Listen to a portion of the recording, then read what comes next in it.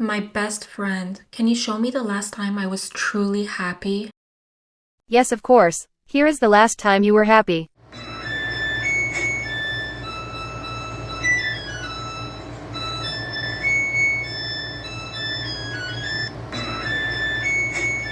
No, it's not the same type of happiness. I mean, pure, careless joy without any lingering thoughts or worries. I understand. Here is your request.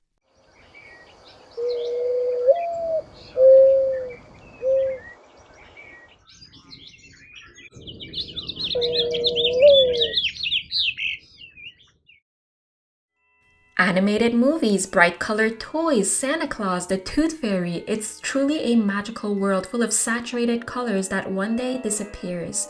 The bubble just pops in front of our faces and we are left with the grayscale of concrete buildings and highways. Do we peak in childhood? If we look at the sum of human existence, childhood today is a blast. Children have entire worlds they can immerse themselves into with the full support of their parents. They live inside a hyper-reality that was specifically curated for their desires and tastes. Now, this doesn't mean that everyone lives an amazing childhood, but it is the ideal that is pushed upon parents to provide that magical experience for their children. But what does it mean to peak in childhood? I mean, it's quite a bleak view of life to think that your best experiences will be lived before you are even fully formed. And what do you even look forward to if you have that amazing start in life? Is downward the only way forward? But at the same time, can you blame parents? If, as a parent, you have the means and resources to create that magical experience for your child, why wouldn't you do it? To see the look of wonder and awe in your child's face as he discovers his gifts under the Christmas tree on Christmas morning must be a precious memory.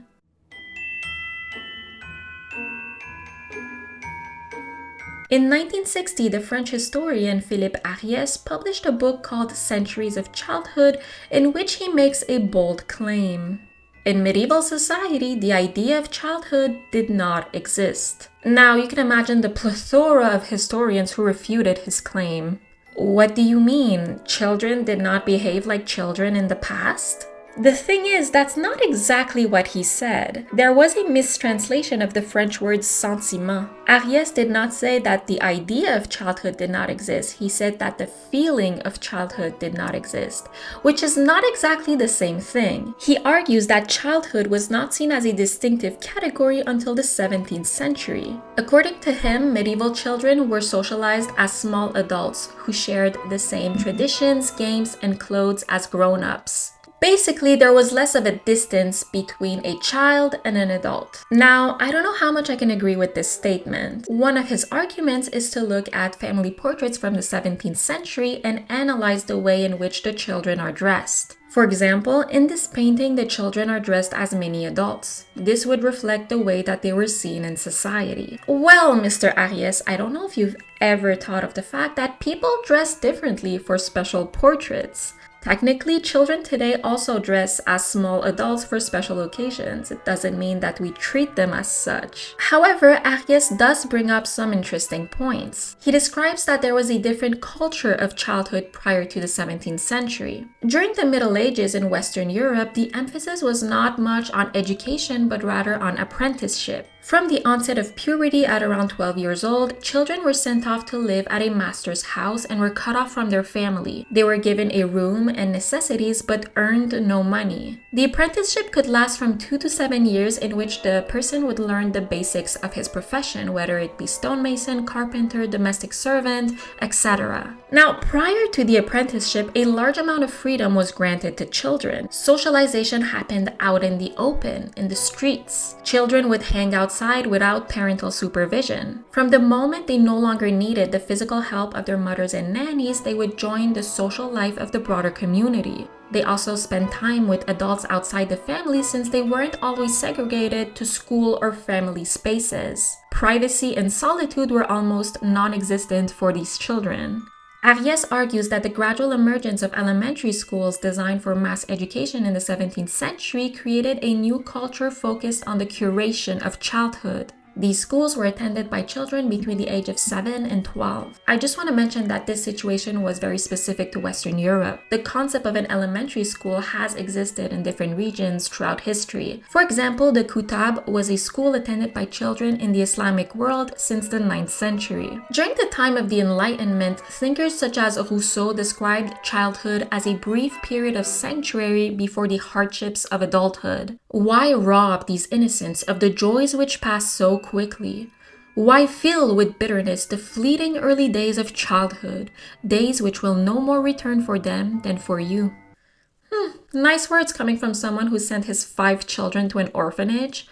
But anyways, at school, children were more closely monitored for their morals and behavior. They were taught religion by a qualified teacher. Mind you, by the 17th century, the printing press had emerged. Many families owned a copy of the Bible, and books became more available to the general public, which increased the desire for literacy. Outside of school hours, parents would supervise their children more closely. Socialization happened inside the private sphere of the family instead of the public sphere. Now, Ariès tends to romanticize some aspects of the past, as we all do.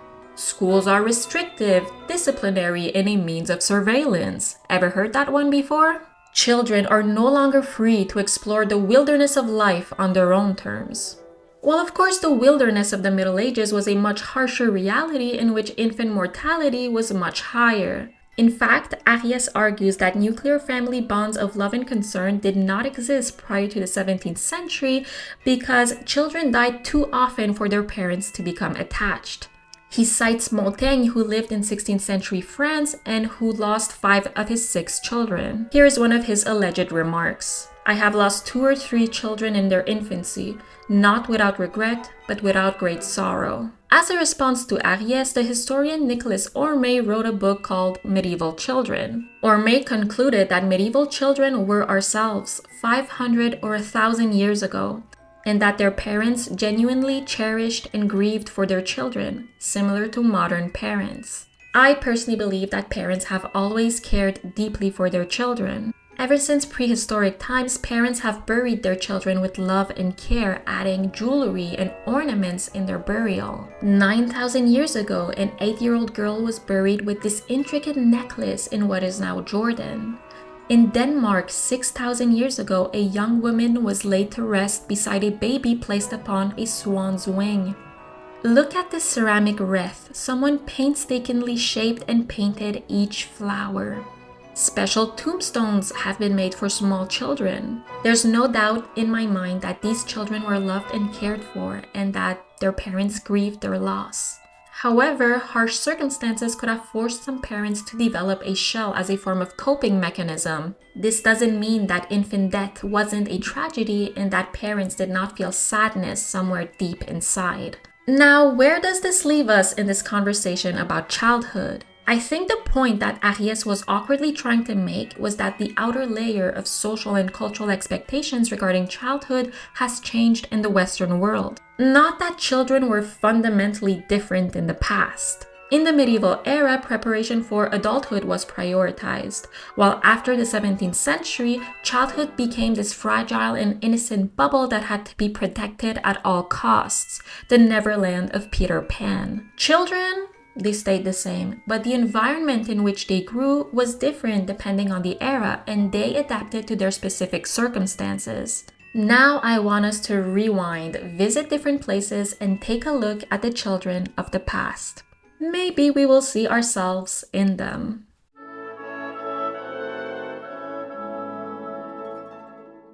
One thing I find fascinating is that practical objects that we use today were also used thousands of years ago. Imagine a Greek mother 2,400 years ago using this bottle to feed her infant. The item might even have been passed as a heirloom. She placed enough value on the object to add a personal inscription. Drink, don't drop. As a mom myself, I know how precious every drop of that milk can be. We also have evidence for high chairs. Or is it a potty? Maybe both at the same time? How genius. Finally, I need to share this baby cradle. It's the only model that has survived from Roman times, and the reason behind its preservation is heartbreaking. Around 2,000 years ago, the baby inside the cradle had his entire world come to a stop when Mount Vesuvius erupted near Pompeii and Herculaneum. The carbonized crib is not only the proof of our connection with distant predecessors, but also a tragic reminder of the horrors that humanity has gone through. And let's talk about toys, which have pretty much always existed. In 2014, archaeologists had thought that they had found the oldest toy ever. A 4,000-year-old baby rattle was found among the settlement ruins in Kultepe in Turkey. But in 2017, this 5,000-year-old chariot toy was found in a child's grave in the now deserted oasis of Sumatar Harabesi in Turkey. It was an ancient watering place for semi-nomadic people located in the Tek Mountains. But a year later, in 2018, an even older toy was discovered. This 7,500-year-old chariot was found among the ancient settlements in the mounds of Kiziltepe in Turkey. This discovery was not only the oldest toy found so far, but could also be the earliest evidence of the wheel. We find animals on wheels in various different cultures of the past. Bulls, dogs, cats, horses, hedgehogs. Come on, how cute is this hedgehog? Fun fact, Mesoamericans fabricated wheels for toys but did not use them as a means of transportation. This shows that they possessed the knowledge of the wheel, but it was not well suited for their environment. Imagine inventing the wheel but for toys. If you think about it, children today play with the same kind of toys. Trucks, cars, these are all wheeled vehicles. Animals, still very popular among children. Now, of course, if you're familiar with archaeology, you know that the go-to explanation for any type of representative object is that it was used for ritual purpose, which is so vague as to not mean anything. I can only imagine thousands of years in the future, our descendants digging up Ronald McDonald and Pikachu statues and claiming that we use them for ritual purposes. And they may be right to some extent. What does it mean to worship and to idealize? In any case, whatever the reasoning may be behind an object, actual people have connected to it. Children of our era grow up with figurines constantly present in their lives. They deeply care about their toys and mascots. During my visit to the Met Museum, I noticed that my son was particularly drawn to small figurines. In fact, they were his favorite of all the artifacts. Maybe a small child his age felt the same way thousands of years ago. We become attached to objects because we intuitively believe that they possess a unique essence or life force. It's important to remind ourselves that humans not so different from us have also placed emotional value in their objects. The idea of playing, pretending, is so central to this universal experience of childhood. Boys playing with wooden horses, soldiers, swords, imagining all sorts of scenarios, fighting amongst each other. Girls from various cultures playing with dolls made from different materials, some made out of rags, some made out of corn husk, wood, bone, ivory. Some of the more intricate dolls had articulated limbs. Yes, Barbie has always existed. Ancient boys and girls played with kites and jump ropes. They played hide and seek, tag, blindsman bluff. They were yo-yo players. I was never good at yo-yo. We find board games and dice in many different cultures. In Mesopotamia, Rome, Egypt, India. One popular game in the ancient Middle East and Mediterranean was called knucklebones, and it was played with the ankle bones of goats. The goal was to throw the knuckle bones into the air and catch as many as possible on the back of the hand.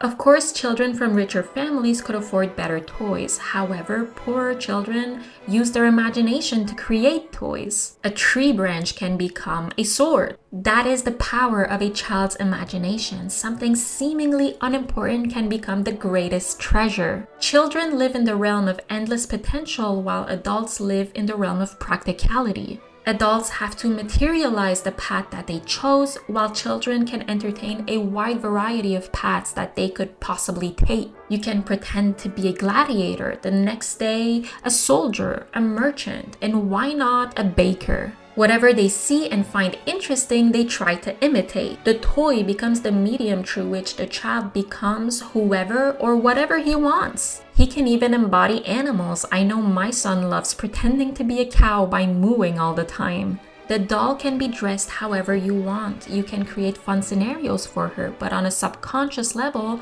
you associate with the doll. You are the one being dressed in your favorite outfits and living your dream life. In adult world, you can make that dream a reality, but it requires sacrifice and dealing with limitations. You can't be a soldier, a gladiator, and a baker at once. Choices have to be made. Granted, in many eras and societies, there wasn't much of a choice to be made in the first place. A boy was expected to follow the footsteps of his father by choosing the same profession, and a girl was expected to become a wife and mother. In our modern society, we are granted a large amount of freedom of choice, and that is both a blessing and a curse. Because we are confronted with the dreaded what if. The more choice you have, the more responsibility you have, and that can create anxiety. What if I made the wrong choice regarding my career, my relationship, or my housing situation? That anxiety is somewhat alleviated when choices are out of your control. In any case, children are not burdened with the weight of decision, and that is how they can tap into the realm of daydream and imagination. To play is to engage in an activity for pure enjoyment instead of a practical or serious purpose.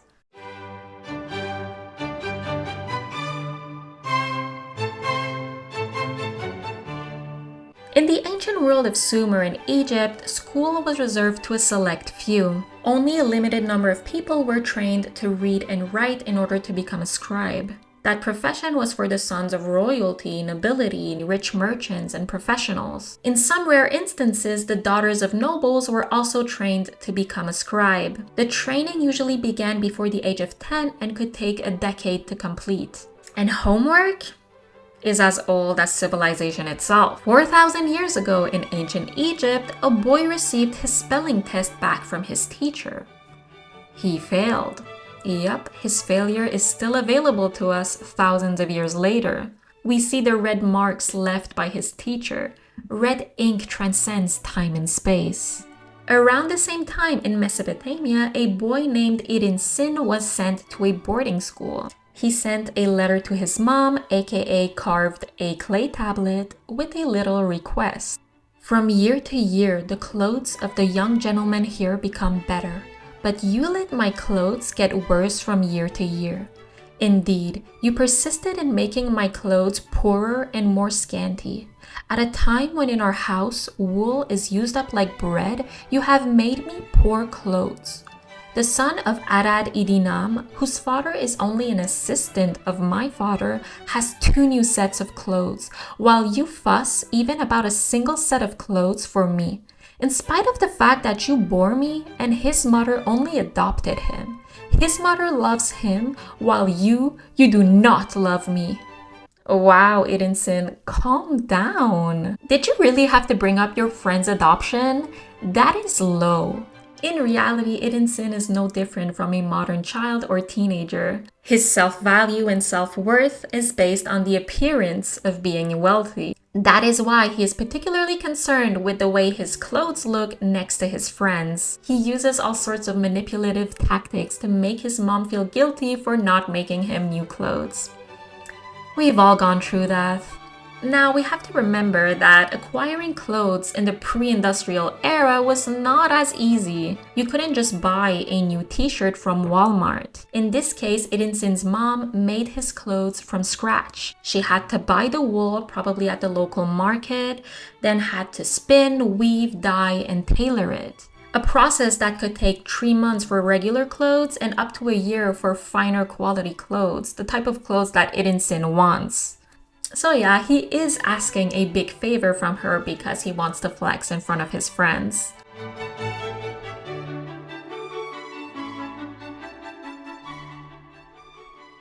Let's go back to elementary school. Remember what you did during those long, boring hours sitting in class? Did you doodle? Because ancient kids sure did. 4,500 years ago in Mesopotamia, a boy was studying by doing his cuneiform exercises on a clay tablet. He also doodled a deer while practicing his vocabulary words. He has some artistic potential. I wonder if he ever developed his skills as he grew up.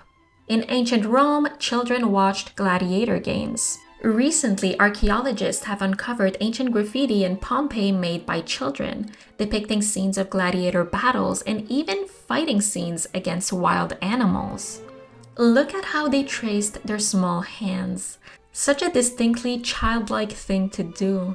I remember tracing the outline of my hand on the ground with a stick as a kid. Imagine them rooting for their favorite gladiators, then coming out of the Colosseum all excited and imitating what they saw amongst each other. The same way children and adults today get excited for wrestling, football, hockey, or soccer. In ancient Rome, there also was a celebrity culture. Successful gladiators became insanely popular with fanatical fans. And just a small note, most gladiators did not die in the arena. Death matches were more the exception than the norm. Now let's travel up north 800 years ago. A 7-year-old boy named Onfim lived in Novgorod, which is now a region in Russia. He wrote his notes and homework exercises in soft birch bark. His homework mainly consisted of biblical recitations from the book of Psalm. And just like children today, he daydreamed. Through his doodles, we are transported into his world. We find his parents. Look at the way he draws their hands like pitchforks. The boy had style, the sassy eyebrows, the T-shaped mouth and nose. Here we see him next to his father, looking up to him in admiration. Maybe he fantasized of becoming just like him. He also drew himself in different scenarios. In his mind, he is a mighty knight on a horse slaying his enemy. And who is the enemy, you may ask? Maybe his teacher who was forcing him to do his homework. He has better things to do. In the upper right corner, we see the Cyrillic alphabet. And below that, we see his signature, Onfim. It is at once the mark of a handwriting practice, of artistic authorship, and finally a projection of himself into his own fantasy. Here we find the phrase, "Lord, help your servant, Onfim." What is Onfim even fighting? Is it his friend behind the tree? I'm not quite sure. It's very chaotic. Only Onfim knows, and he's not here to tell us. I am a beast. Inside the box, we find greetings from Onfim to Daniel. I'm guessing Onfim is the four-legged beast with a curling tail, and to his left is perhaps Daniel, Onfim's sidekick who is being put in his rightful place. Onfim grew up.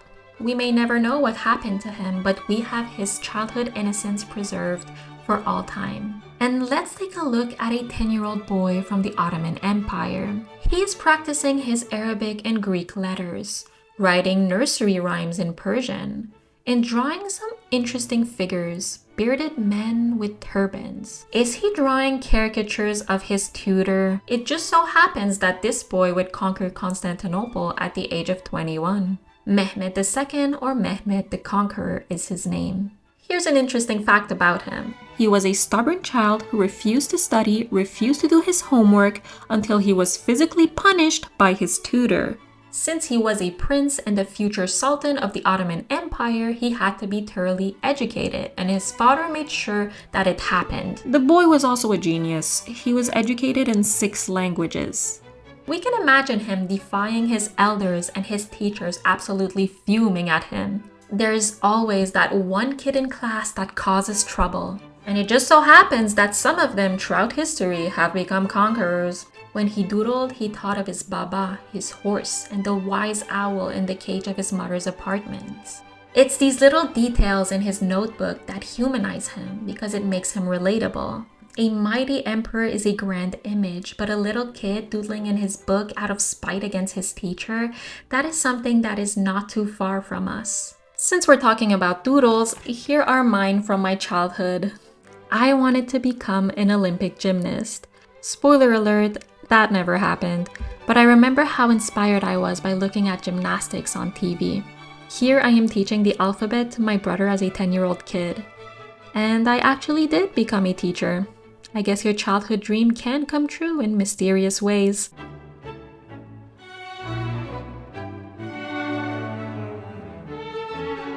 Have you ever splashed in a puddle, sunk your feet deep in the mud alongside your friends? Well, 11,500 years ago, a few children spent some carefree minutes splashing. These fossil footprints were discovered at an archaeological site in New Mexico.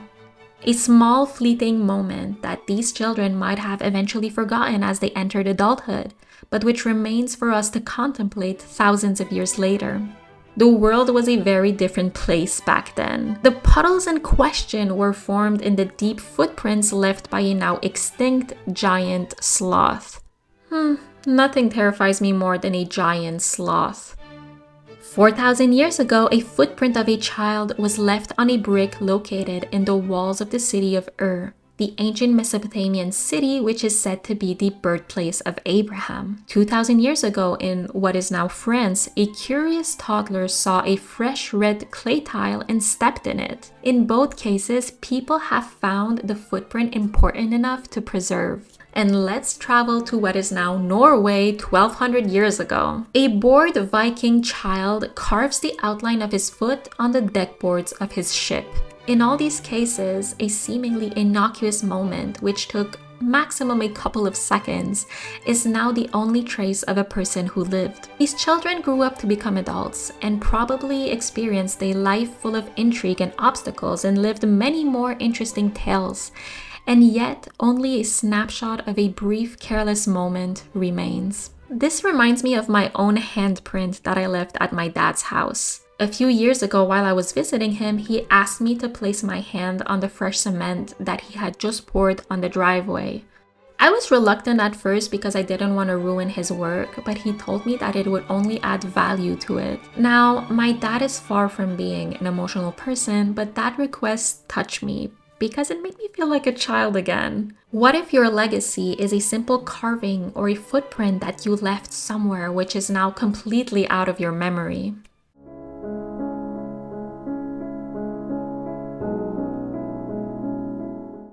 All good things come to an end, and the same goes for childhood. The rite of passage is the method through which nearly all traditional cultures have dealt with the transition from childhood to adulthood. The person transforms both physically and spiritually as he goes from one stage of life to another. There are a few essential moments in a person's life that are worthy of a rite of passage, and that includes birth and coming of age, the boundaries that delineate childhood. The Belgian folklorist by the name of Van Gennep claimed that liminal rituals occurred in 3 stages. The first stage is separation from ordinary life. The second stage is the limen, which means threshold. It's the moment when the subject is in a midpoint between the past and the present. The third stage is reaggregation, when the subject is returned to the ordinary life, but now as a transformed person at a higher status or in an altered state of consciousness.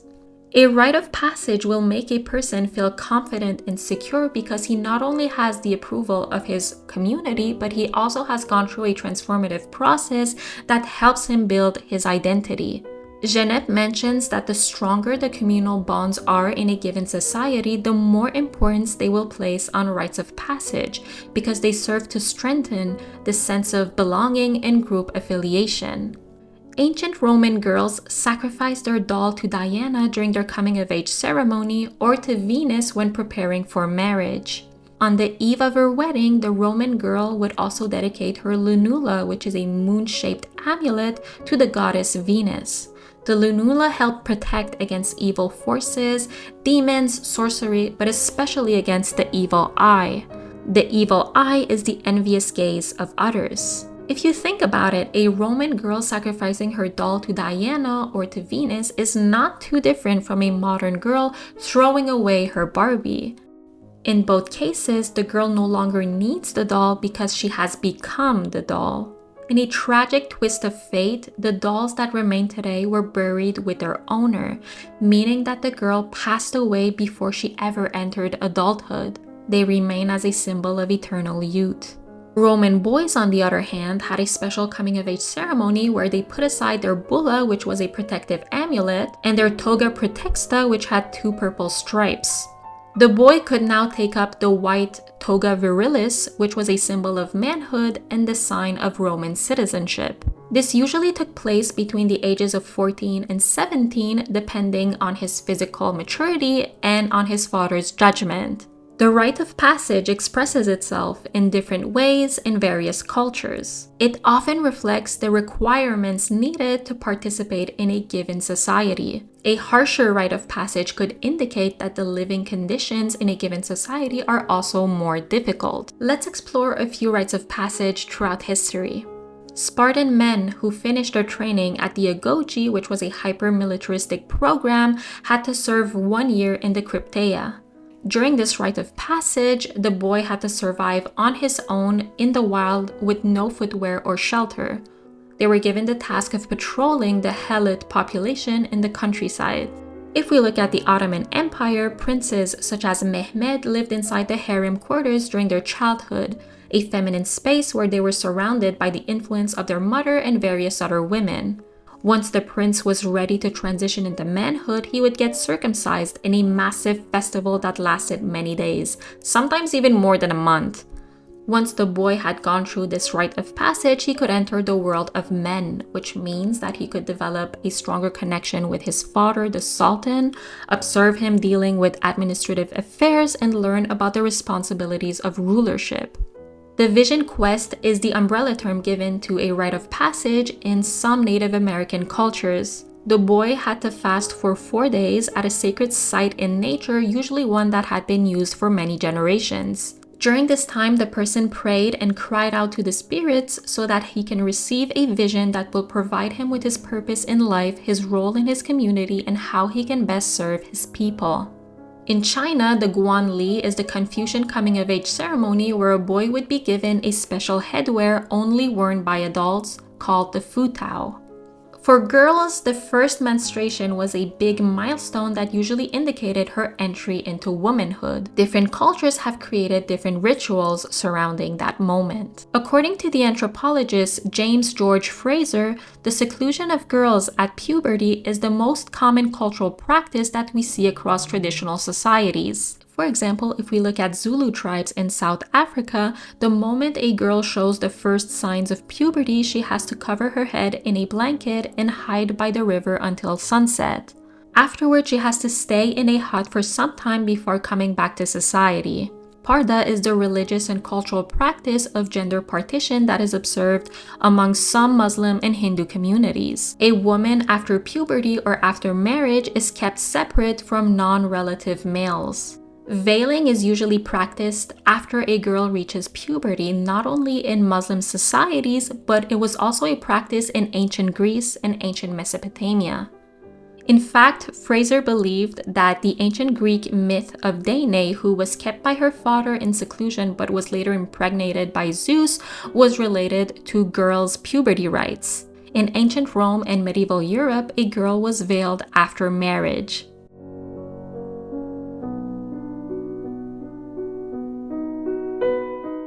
As we can see, different cultures have recognized the importance of the transition from childhood to adulthood and have created specific structures to help guide the youth in this process. The end of childhood is a brutal shift, one that includes pain and loss. The person has to accept the burden of adult responsibilities.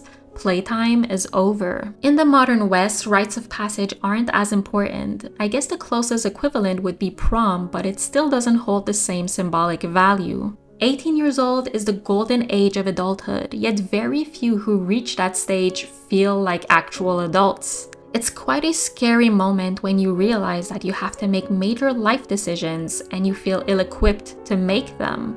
At least that's how I felt at that age. I can confidently say that I was very immature at 18 years old. You are given immense freedom but very little guidance on how to navigate adult life.